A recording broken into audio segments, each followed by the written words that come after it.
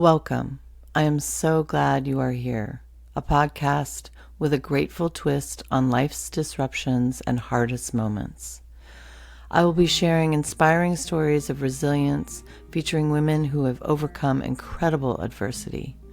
I hope you find comfort and inspiration as we learn and grow together. I encourage you to continue and join me on this mission to uplift women everywhere.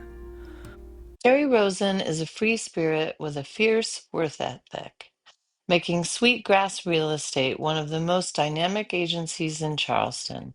A top producer known for her laid-back yet strategic approach, she's built lasting relationships that turn clients into lifelong friends. Beyond real estate, Carrie wears many hats. She is an event coordinator for the Woodlands Nature Reserve, bringing people together through music, wellness, and community-driven events.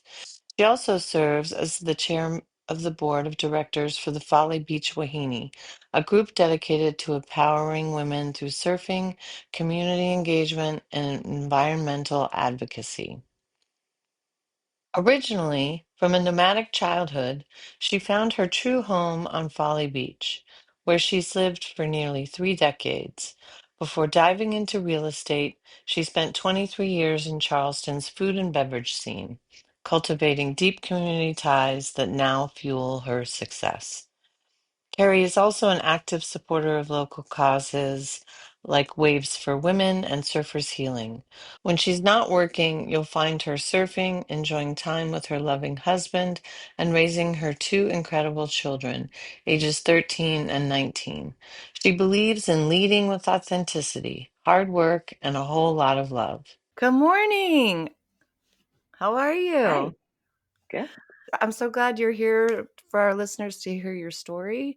And so now I'm just going to put it on you. And how about you just tell us a little bit about what happened with you, your big transition, things knock us off our feet and we have to pick ourselves up, dust ourselves off. Yeah, a little, yeah. Yeah. I can't say I wouldn't be here where I am today without those shortfalls.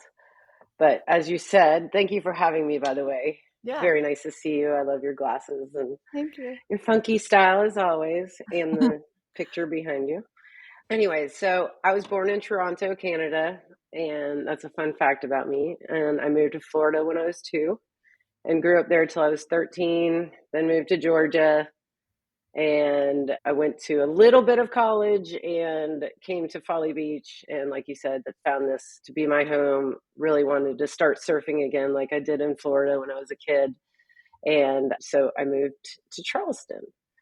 And during that time, I was in an abusive relationship and I wanted to use the guy to move here with his money. And so I did that and broke up with him very quickly there afterwards. Met my husband, my first husband, Chris Denker, downtown at a restaurant. And we were married a very short period of time, very young, and divorced quickly thereafter. He was not a bad guy at all. Probably could have gone a little farther with that, but I was young and just didn't know. Shortly thereafter, I got together with Riley, my daughter's dad, and he was drug abuser, and I got pregnant very quickly, and he is, I believe, still an addict. Wow. So he left when Riley was 1.5, said he had paid the rent, and he hadn't. When the landlord came and knocked on the door, I said, please don't evict me. I don't need an eviction. And I moved back home with my mom. And then briefly, very briefly, 3 months, then back to Charleston immediately. So then I met Keegan, my son's dad. And it was that typical narcissist where you're like so in love, everything's great. And then you get pregnant and things started going downhill. I remember my mattress being in the Ellis Creek one night because he didn't want me to sleep. And I started seeing that side. And I was also very sick. I was paralyzed in a wheelchair. I had Bell's palsy. I was losing weight. And it was just an awful pregnancy. Thank goodness my son came out very healthy. And then the narcissism just got worse, and abuse, emotional, not physical, but emotional and mental abuse was just extreme. You possibly think of. I went back to bartending, and so I was primary breadwinner while he stayed at home with the two kids. And I would come home from a long shift at the bar. I worked at a dance club, and I would get home at 3 in the morning, and he would just the sheets off of me, and you have to change the baby's diaper, and it was just awful. And so my turning, are we at the turning point yet? Or you No, just want you to can keep talking. turning point? My son was 2. We were living on the ocean, and we just got lucky with a rental. And my friend came over, and she said, "Hey, there's ice everywhere. Let's go play." And I said, "I really just don't feel like it." And she heard the way he was talking to me, and she said, "You do know that's not right." And I was like, "What? The way he talks to me?" I just thought that's the way everybody talks to each other. "No, you're being abused." I was like, "What?" And she gave me some self-help books. And I really took that. And I was like, I really think I am. And I was reading the books, and I was like, yeah, this is like verbatim. And then I started getting books about narcissism, and I was seeing all the patterns, and I was like, I'm seeing this, and I could very well not live through this. Yeah. Years of staying in the Walmart parking lot while leaving my kids behind and not knowing when I could go home, and nobody really seeing that side of him, and thinking I was crazy. And then some crazy things happen at the bar where he would come up and try to get me there. And it just was awful. But Wow. I was working on getting out of it for probably 3 years. Wow. Hmm. That's amazing that you didn't recognize it and it took your friend to recognize it. And I get that because I have been in a verbally abusive relationship myself in the past. And I didn't recognize the wheel, that sort of pattern that it has that keeps you on it. But at some point I finally just remember thinking, and it was after my daughter was born, how can I experience so much joy and so much rage in the same day? Because Yeah. when they're verbally abusing you and saying the things that they say, it's just I would just go red. I would just be furious. And I just remember thinking, this extreme emotion that I'm on every day is impossible. This cannot exist. This is a roller coaster that feels like I keep losing my stomach. Bleh. And it took seeing that, like recognizing that pattern kept happening. And that then, for me anyway, that his word, there's the romance, there's the fight, the breakup, or just the fight without the breakup. And then they say everything that you want them to hear. They want you to hear. They say those things, and then you think, "Oh, yeah, it's gonna get better."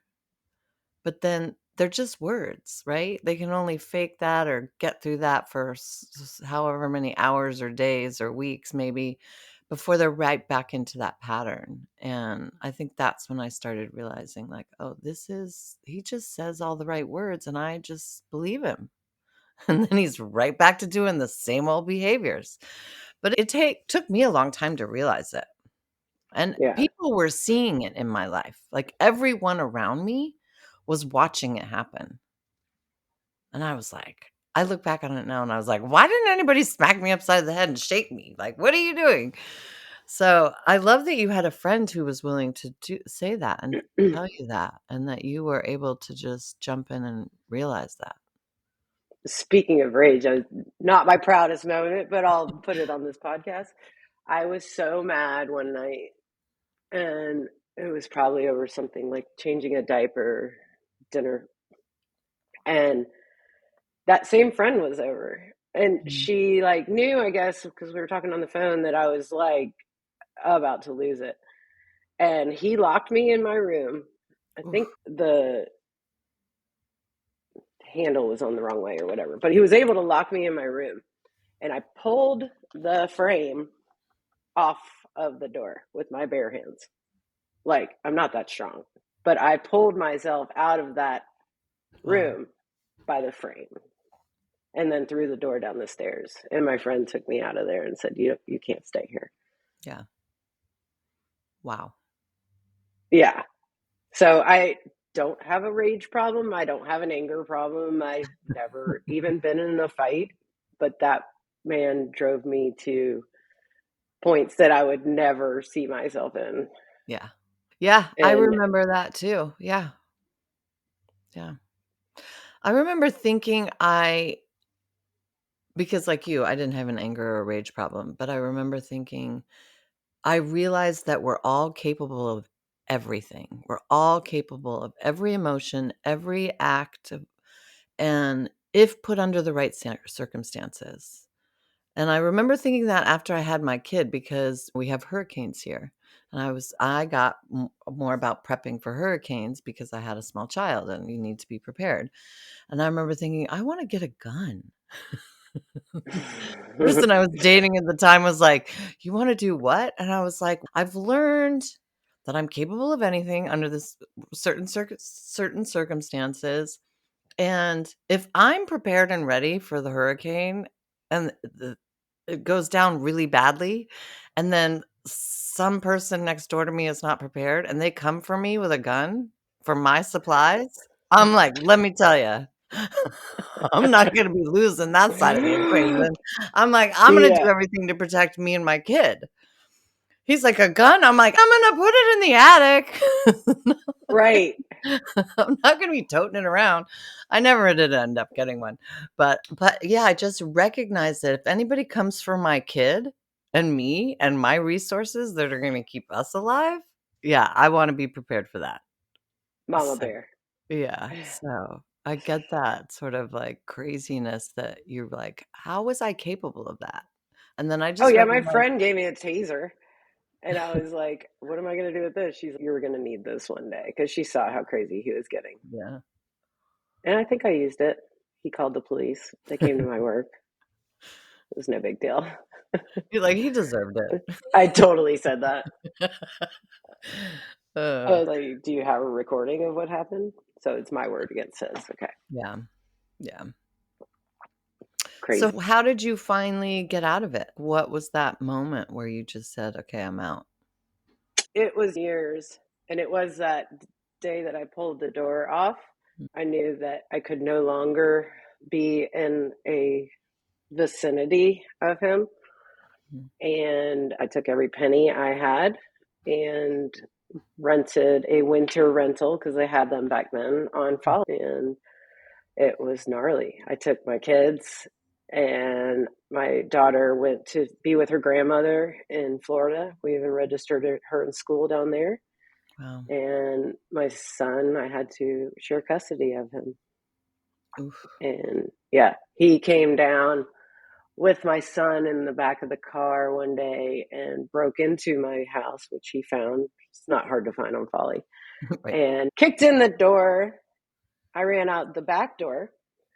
He kicked the mattress over and took my plant. The plant that he knew meant a lot to me. He took it. Oh, he knew him. I was like, "Why would he take a plant?" Okay. Yeah, I get it. And then I'm calling the cops, like, he took my plant. And they're like, lady, it's a plant. They're like, "We have parking tickets to write." It was that moment that I was finally out of the house. I still had a way to go. Yeah. And I found a Yeah. big muscly boyfriend that could protect me, who Yeah. wasn't good either. And It's hard to get out of that cycle for sure. It takes a lot of yeah. deep work, a lot of deep Hmm. work. Yeah. Yeah, so how did you heal? What stands out for you that really helped you get yourself out of that pattern of men with men? Um, get out of the pattern with men or just Mhm. that? Yeah, that sort Oh, of unhealthy, "Why am I always with these men who treat me like garbage?" pattern. I started recognizing the garbage, first of all, the red flags. Um, That helps. And then John just came into my life. Like he just walked by the bar I was working at, literally. and we waved at each other because I'd seen him over the years. And I was like, huh, a lawyer, a nice, prestigious Charleston family. And that broke the pattern. Yeah. He's finally my first non-abusive relationship. Yeah. Yeah. I think I remember when you two first started dating, we would be out at Jack of Cups or somewhere, some of the girls, and you and him would be together. And we started seeing you guys together more and more. Everybody even commented, like, oh, they're dating. I like him for her. Yeah, it's perfect. Yeah, we from the beginning. I can. Yeah. You Yeah, guys are a great couple. You're great. thank you. And Yeah. you've definitely got yourself a gem. You did good. Hmm. So you recognize the pattern. So now I want to know a little bit about the story. Did he come by later? Like, when did he ask you out? Just to be girly. Um. Just to be Oh, I girly for just, a second. yeah, I went on Facebook and was like, "Hey, I saw you 3 times today." And he's, yeah. I was like, "You like surfing? I like surfing. You like Fish, the band? I Yeah. like Fish." And that usually takes a different type of person. Yeah. And so we just started chatting on Messenger, and then few days later, I went to Surf Bar, which I miss that place so much. Rest in And he peace. was there. And he came over and bought my dinner, and we've been together ever since. I love that. So you made the first move. Yeah. Yeah. Nice. I'm that way too. That's Yeah. I been my mean, if you history want too. something, go for it. Yeah. Yeah. Yeah. Oh, good for you. We're going to take a quick break for our sponsor today, Tanya Boggs Photography. We are taking You Are Here on the road. I'm excited to talk to you guys about You Are Here, the portrait experience, where your story meets the lens, the mic, and the moment. This is a co-creative experience that honors your truth in all its forms through portraits, conversation, and collective reflection, because being seen is just the beginning. What follows is a legacy. As I spend July in Southern California, I am going to be meeting up and taking the podcast on the road. So I am looking for people for this portrait experience. We want to be seen, not just looked at. Maybe life cracked something open. Loss, illness, divorce, aging, a quiet knowing. And now you're standing there after that shift wondering, how do I want to show up now? Who am I becoming? You're not trying to perform or prove. You're ready to make a statement.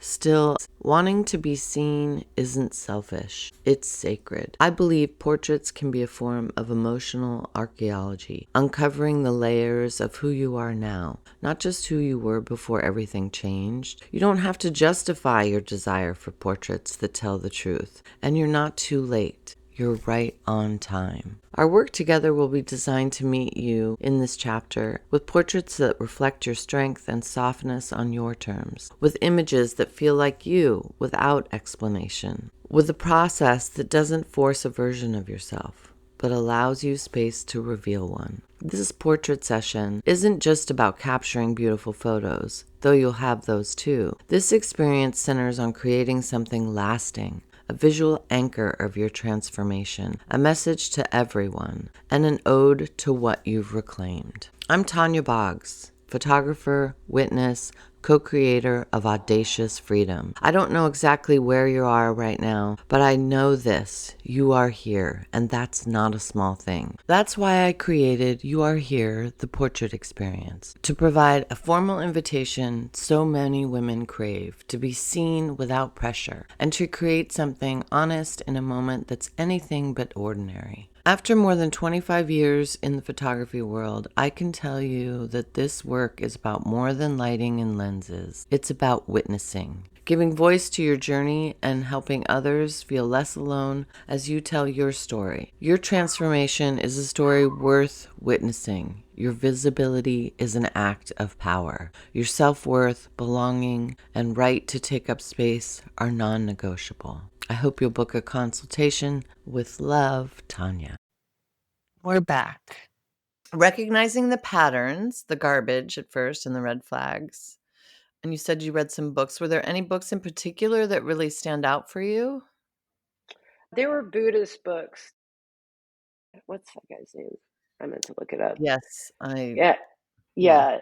Him and We'll Eckhart look it up and Tolle. put it in the notes. Yeah.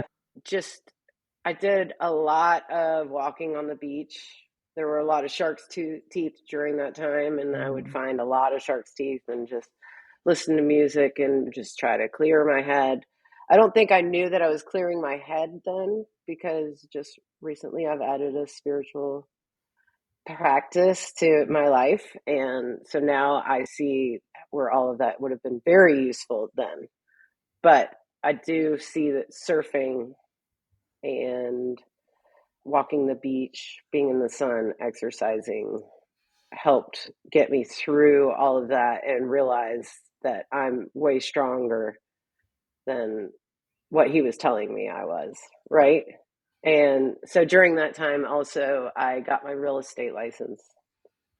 And because I saw a lot of people were wanting to move to Charleston, and went and took my classes in person. And during those classes, he would come over with the baby and bang on the windows like, it's your turn to change this baby's diaper. Like, Oh, while I was in class, and people are like, what the hell is that? And I'm like, don't worry about it.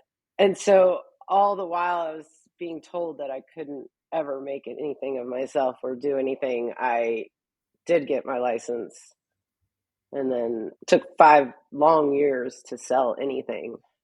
yeah, And now I'm where I am, yeah. and as a successful realtor, I love that. I love that.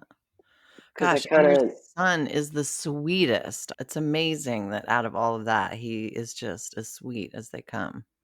it is. And I've tried to, family court, first of all, for anyone listening, sucks. Yeah. You're never going to get anywhere with family court. I've gone several times, and now I pay that asshole child support, and it I don't grinds my mean to laugh. gears. I just, ugh, it's It's, a story I've heard many times. yeah, Yeah. don't, if you can stay out of family court, do it. Yeah. You Yeah. have to get your order in place. But mine was placed when he was still ordering me around. Yeah. And he was so strong in his narcissism that I was like, I can't get anything here. So we have joint custody, joint Yeah. everything. We both make all the decisions and health and everything. And it has been impossible. Yeah, when I did and South Carolina is obviously the family courts are very different than they are in other states. But when I went through Yeah. family court in Charleston, I've had friends who've done it since then, and I don't think it's the same because the good news is that my daughter's dad didn't really have any money to hire a lawyer. So he was like, "Can I just share yours?" And she basically said, "Yes, I'll help you, but I'm her lawyer. You need to know that. And I'm advising her, but yes, you can participate." And he came in with and talked to her once about what he wanted. And the big thing was I wanted sole custody and he wanted joint custody. And I was really fighting for sole custody. And she finally just looked at me and she's like, it doesn't matter in the state of South Carolina. She's because one of you has to be the custodial parent, and that will be you. So if you disagree on any decisions, you're the final decision maker. So just give him joint custody and let it go. Now, I don't think that's true anymore. I think that's changed from what I've heard, but I just remember being able to just exhale as long as I get to make the final decisions because I was like, I don't want to live here the rest of my life. And I moved away for years and came back 15 years ago. But yeah, I just remember thinking I need to be in control of my own destiny and I don't want him holding the strings. So I just know it can be such a nightmare for people. And I know I've heard so many horror stories. I think he was just broke and I got lucky. And the timing in the South Carolina courts was different, I think, because I don't think that exists anymore. I don't think this idea that joint custody with a custodial parent is quite the way it used to be. I don't have that. Yeah. It's exactly joint. Yeah. We have to work together to make all of our decisions. Sounds like a nightmare. Yeah. On King Karma. Yeah. Yeah, and part of what I think you were talking about earlier in terms of walking and collecting teeth, I think people don't realize that you can do walking meditations, just walking slow and clearing your mind and just focusing on the present moment, that is a powerful practice. Even if you do it while you're washing the dishes. Like sometimes I'm like, I realize like I'm spinning off in 3 different directions. And I'm like, where are my feet? Just be here where my feet are. And I'm like, I'm washing the dishes. It's just stop, catastrophizing or thinking about the past or projecting garbage into the future. Just be where you are. And it's hard, but it's easier when you have something else involved, right? Some activity, whether you're working out, you're surfing, that's very present. You have to be right there where you are in that moment. And the ocean is the greatest healer of them all. Anytime I'm even just arrived near the beach, I feel my whole blood pressure just drop. I'm like, I can breathe a little deeper. And yeah, I think surfing or just being near the ocean has a profound effect on people. And so, yeah, you were instinctively just doing the right things. Yeah. So, what do you call your current spiritual practice? What are you doing specifically? I don't really call it anything. I have a life coach that's been helpful, and I've been speaking with her for years. And she tried to get me to do meditation for 2 of those years. And a year ago, I decided I'm going to do this. So now every morning, I wake up and do 30 minute or have 30 minutes of mindful practice to myself, and I journal. And I listen to on Calm, they have a daily Jay Shetty. It just gives a little 7 minute diddly. I just stay away from the phone first thing in the morning. And then throughout the day, like you said, I try to bring it back. They're like, shh, I'm Yeah. here. Stop, breathe, and be has been very powerful for me. Just stop, breathe, and Yeah. you're here. That stories are stories and narratives and all of that are Yeah. all becoming more aware for me. And then I just notice a calmer presence, which is great. Yeah. And I'm seeing others for who they are versus what I want them to be. Yeah. And miraculous changes, really, from small changes, small habits in my life. The Yeah. next thing I want to work on is focus. Yeah. Focus is a tough one. I feel like that is a cultural, global problem, especially with phones. I think phones have robbed us of our ability to stay focused for very long. I think we all have ADD now. So that's a hard one for sure. The hardest one for me is to stay focused, but it's a good thing to strive for. And for me, it's eliminating my phone so much. It's rather than spending 4 hours a day on my phone, but it's how I check my email half the time. It's like everything business wise comes in through your phone as well. So it's like we're so connected, but also so disconnected as a culture. It's a crazy thing. Yeah, focus is a good one. And I love the Thanks. idea of stop, be, breathe, and be. I think Mm-hmm. we overlook the art of being. When we were kids, there were times we were bored, right? We were bored. I'm like, God, who has time to be bored anymore? Right. But last year, I did 2 different times I took a silent weekend. And part of that was no phone, no music, no I did some music, but like singing bowls, stuff like that. I would meditate, I would walk, I would do all kinds of things. And sometimes I would just sit around and do nothing and just it's like when I used to take long road trips or go across the country. There'd be times I just turn off my radio and that was it. And my mind would just go wherever it wanted to go. And so I've found the couple times that I've allowed myself to do it, like it just is the ultimate mind relaxer, right? It's just let your mind do and go wherever it wants because it'll think of great memories from the past. You'll drop in some great idea for the future. Like you're not sitting there just like with thoughts zooming, right? So it's let your mind do whatever it wants to. Just sit there and gaze out the window and watch the butterflies, or you can watch the ocean, or so. I love that. Breathe and be. Yeah, that's a good one. It's Yeah. a good one. And yoga's good too. Yoga's really good, you know. Yes. I like these ones they have on Folly that are in the sun and out on the beach. The weather has to be perfect though. Not too much wind, not too Not chilly, not no, too not too hot. many bugs. Yeah, yeah. I'm like, I might go. But I do a practice here in my house, Nice. which is like all the time. Like right before I got on here, I did it Yeah. just to calm. And yeah, it's all very helpful. Podcast after podcast. Oh, you They're listen to so a lot of helpful. them? Yeah. I do. I Yeah. do. Nice. What are some Yep. of your favorites? Mel Robbins is Love great. her. Yep. Yes. Eckhart Tolle. Jay Shetty has a lot of Mm. really great guests. Yeah. And then Real Estate Rock Stars is one of Oh, my nice. favorites. Yeah. That the guy that started that actually lives out here on Folly, and it Oh, is wow. huge.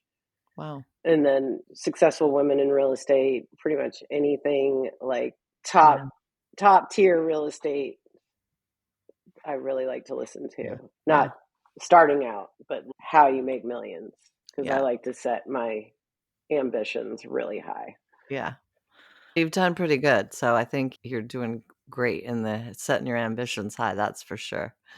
I think you've done I quite don't well. think I'd be uh, as ambitious or anything if I didn't go through that shit with my Yeah. ex. Yeah. Like, it's Yeah. almost like I'll show you. Yeah. Yeah. I always say, tell me I can't do something and then watch me. Oh, yeah. Oh, yeah. The little rebellious one in me is watch me do it. I'm trying to be a little less like that though. What else was I going to ask you? I can't remember. Oh, Mel Robbins, have you read her new book, Let Them? I've listened to the podcast. I Yeah. haven't gotten into books yet. Yeah. I I think you I'll can get there. listen to it on audio. I went ahead and bought it because I like to. I've been The having, theory is, yeah, you it's know, amazing. It's yeah, amazing. It's really, yeah, it helps you shift to accept people for just who they are and just say, yeah, it's let them so do that. hard Let sometimes. them do that and let me go do You know, this. Like it's permission to hmm like, let me. It's putting you back into your personal power, which I think we as women need to learn more about and getting rid of those voices in our heads, right? I love the idea of her let them theory, the fact that let them also lets you, let me go do this. And it puts us in back into our personal power. And I think we as women really need to start realizing how much personal power we really have and how much we give away, right? And how much we give away to people that we're just ruminating on things about their life that it's like, why am I spending time caring about that right now? They're not spending time caring about what I'm doing. So it just lightens your plate, lightens your approach. Even in traffic, I sometimes used to have really bad road rage and now I'm just like, okay, yeah, go ahead, cut me off, whatever. same, same. This is, Yeah. or I'll wave to somebody and because they're like, get out of the way. And I'm like, let them be in their rage. You Let let me be, you just go for that. I'm just gonna be yeah, over here. yeah. All right, so one last question. If you could give the listeners just a couple of quick tidbits of wisdom that you have now or things that you do that you really go back to every time you need to reset. Okay. I go back to the ocean to reset. Yeah. That's very easy. Yeah. Every last bit of it. Hopefully it's sunny, but um, going out to the jetty, I have one right here, Okay. and I can just go out there and sit and belly, ribs, ribs, belly, ribs, heart. That's a breathing pattern Right. that I do 10 times to kind of reset. Yep. Some advice I'd really like to relay is these stories are just stories. Your Yeah. thoughts are just thoughts. And if you can constantly remind yourself that, or if you have a partner that will remind you, or a daughter, or anyone, Mhm. that's just a story. That is just a story. That is just a thought. Right. Let it pass and then move on. The only thing that you might really have to think about in that very moment is fear. And it's only for what's happening at that moment. It's not like I'm about to get on this plane and I fear that it's going to crash, because you don't know that. That's Right. just a thought. It's a story. If it's actually crashing, then you can bring in your emotions. But Yeah. I think it's really important to just constantly tell yourself that's a thought, that's a Yeah. story. Yeah. It's a great, that I love that because we can change the story, right? We can tell a different story.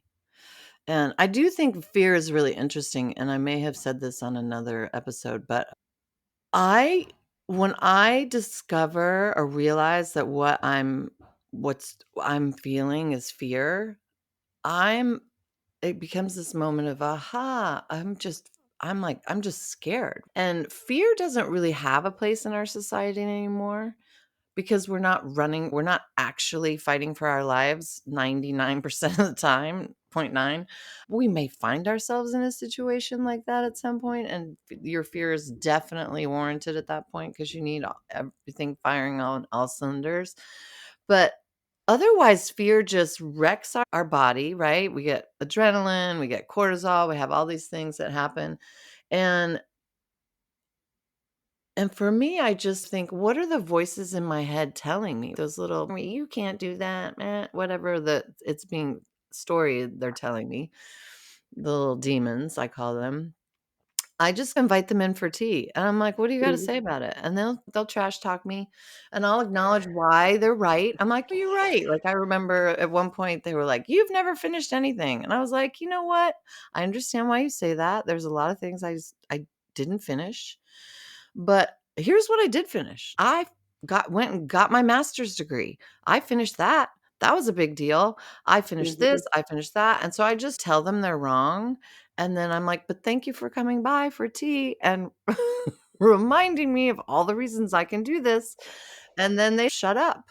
And I actually did that around the podcast. I woke up in the middle of the night, total panic attack about this stupid podcast. I shouldn't say stupid. I was in panic and I was like, "Oh my God, I'm totally having this fear. What's this fear about?" And even when I woke up in the morning, I was still like, just my body was wrecked from the episode in the middle of the night. And I was like, "Okay, you need to calm down, take some deep breaths, get this out of your body, and let's go." And by the time that was over, I was like, that day, I was like, "Here we go." I was like, my whole clip just went boop. I just sped up. I was just like, I'm doing it faster now because the more I sit here and trudge through it slowly, the more this is going to come up. So just go. 1, 2, 3, Mhm. go. So yeah, it happens. It happens a lot. Fear creeps in, and all of a sudden you're like, why am I freaking out about this? And you're like, shh. I'm like, everybody pipe down. You're only allowed in the back seat. You had You your don't tea. have your tea. Yeah, don't let the door hit you on the way out. Exactly. So one last question, since I've been rambling on. What was the best piece of advice you got during all of this? It was probably that girl that came over my friend and said, "You're being abused." Yeah. Yeah. She pointed to the thing. It's this. Yeah. Like, I am.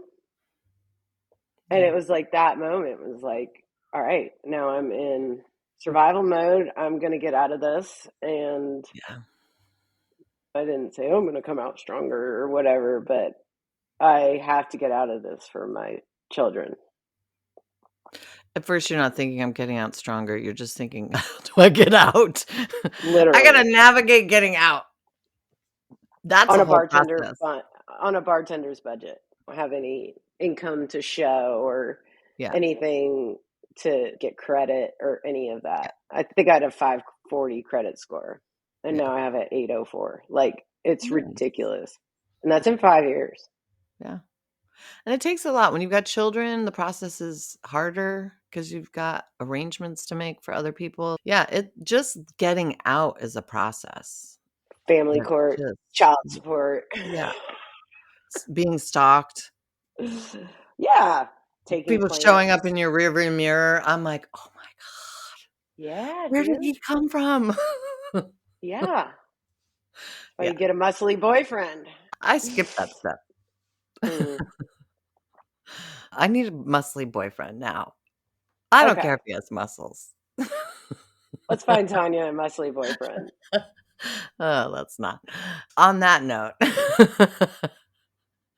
thank you for coming today. I'm so happy to have talked to you and learned Thanks for more about having me. you. I didn't realize you were born in Canada. That was awesome. Very cool. Fun fact. And I'm Fun still fact. Canadian. Yeah. Hmm. And I love that you just took your power back and you are getting after it. You are super inspiring. Super Thank inspiring. you. Yeah. Thank you. Yeah. And lovely family. Love your husband. So, yeah, good for you. And I know we got to be real here. Like, life still has its ups and downs, right? We still get smacked Totally. around sometimes, but it's about how we recover, how we pick up the pieces, how we respond, how we change our Absolutely. reactions into let me calm down and respond in a kindest way possible. Or maybe I don't need to respond because it's my own junk and I just need to go sit quietly in a corner and sort through it. Tell myself So, this is a story and it's thoughts and it's uh, going out. yeah, Yeah. exactly. But anyway, thank you. I really appreciate your time. And I'm so glad you joined us today. And I'm sure the Thanks guests for and having me. listeners will be happy to hear your story. Yeah. Let's go surfing soon. Let's do it. I'm ready. Well, maybe when it warms up a little. I don't want to put on a Right. wetsuit. I did that a couple weeks ago. It was a nightmare. But yes, let's go surfing. Gosh, I need to get in the water soon. I Love hope you it. have a great rest of your day. Thanks. You too. All right. Bye. Bye.